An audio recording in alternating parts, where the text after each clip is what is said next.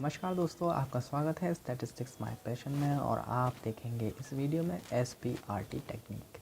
इसका full form है sequential probability ratio test, और इसकी पूरी डिटेल और एग्जांपल सहित मैं आपको इस वीडियो में समझाऊंगा। तो सबसे पहले सिक्वेंशियल प्रोबेबिलिटी टेस्ट की डेफिनेशन से स्टार्ट करेंगे। और सबसे देखिए, चलिए लिखते हैं डेफिनेशन को। तो डेफिनेशन मैं आपको बता देता हूँ। तो सबसे पहले तो इसको डेवलप जो किया था, developed by world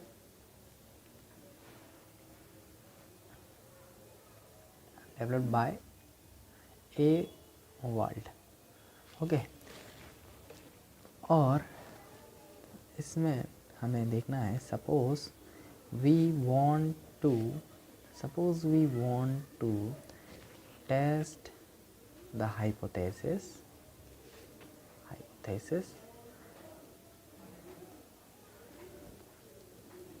0 theta 0 with respect to against the alternative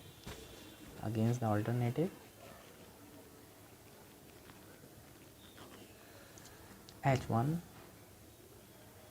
theta 1 for a distribution with PDF fx theta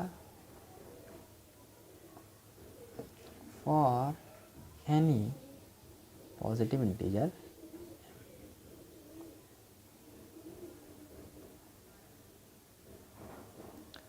okay. The likelihood function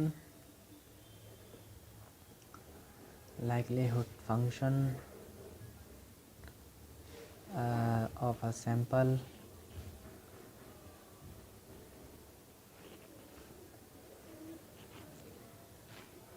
the population with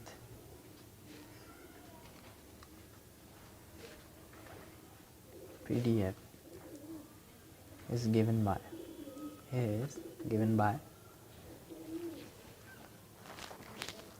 L1m. 1m is equal to fx I theta 1, and L0m is equal to fx I theta 0. Okay, where I is equal to 1 to m and I is equal to 1 to m. Then the likelihood ratio lambda m, this is the likelihood ratio lambda m is equal to L1m upon L0m, pi fx I theta upon pi fx0 theta, xi theta 1 and theta 0. इसके बाद चलिए इसको इतना समझ लेते हैं, उसके बाद आगे बढ़ते हैं। आखिर है क्या सिक्वेंशियली SPRT टेक्निक, है ना। तो इसकी डेफिनेशन में क्या लिखा था कि suppose we want to test the hypothesis against, ये नल हाइपोथेसिस होता है, against the alternative hypothesis for a distribution with PDF fx theta for any positive integer m, the likelihood function of a sample x1 the population with PDF is given by। तो यहाँ पर बोला गया है कि मान लीजिए कि हम एक हाइपोथेसिस निकाल रहे हैं, null hypothesis against alternative hypothesis, और हमारे पास एक पॉजिटिव इंटीजर है m। देन लाइक्लीहुड रेशो हमारे पास दिया गया है L1m और L0m, ये लाइक्लीहुड दिए दो, और इसका रेशो जो निकाला गया वो हमारे पास यहाँ तक आ चुका है। आगे और देखते हैं, जिससे और आपको अच्छे से समझ में आएगा। देखते रहिए वीडियो को। अब हमारे पास यहाँ तक आ गए थे कि हमने इसका रेशो निकाल लिया था। अब टेक्निक क्या कहती है, अब ये देखिए कि SPRT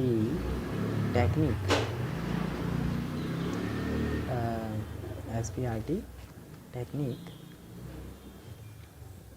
is defined as follows।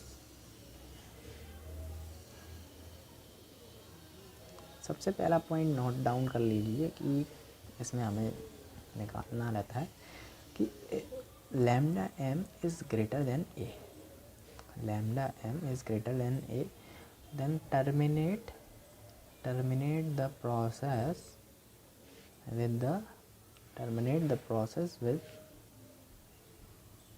the rejection of h0. दूसरा पॉइंट है lambda m is less than b. terminate the process with the acceptance of h0. Same line बनेंगे लेकिन यहाँ पे जो है acceptance of h0 यहाँ पे होगा. terminate the process with the acceptance of h0. And third point जब निकालेंगे वो निकालेंगे b lambda m a. okay, lambda m is between the b and a. then sampling, we continue sampling by taking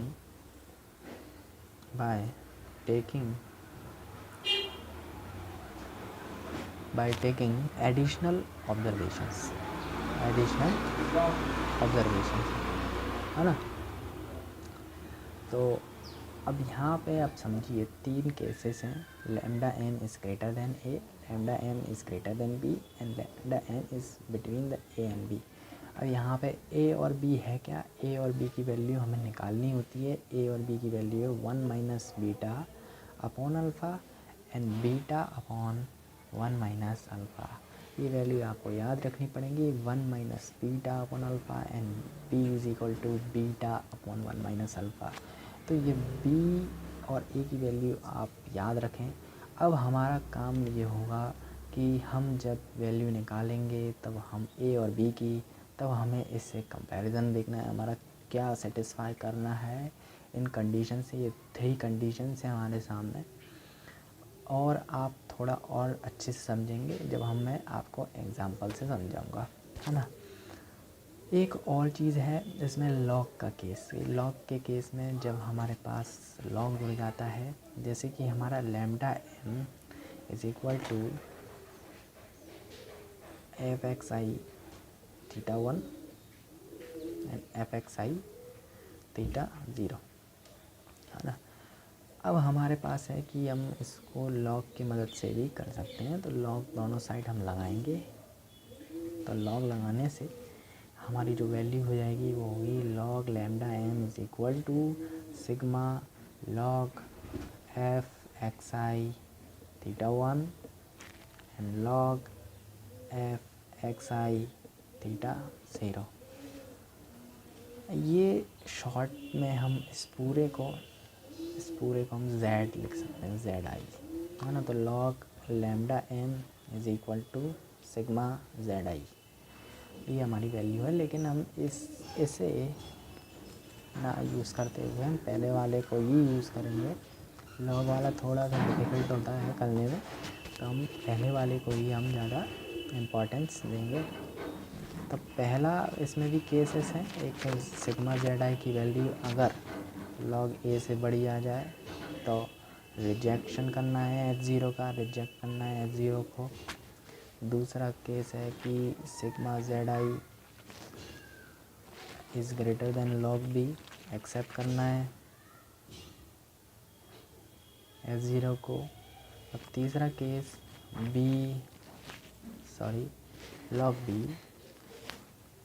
log B sigma Z I log A.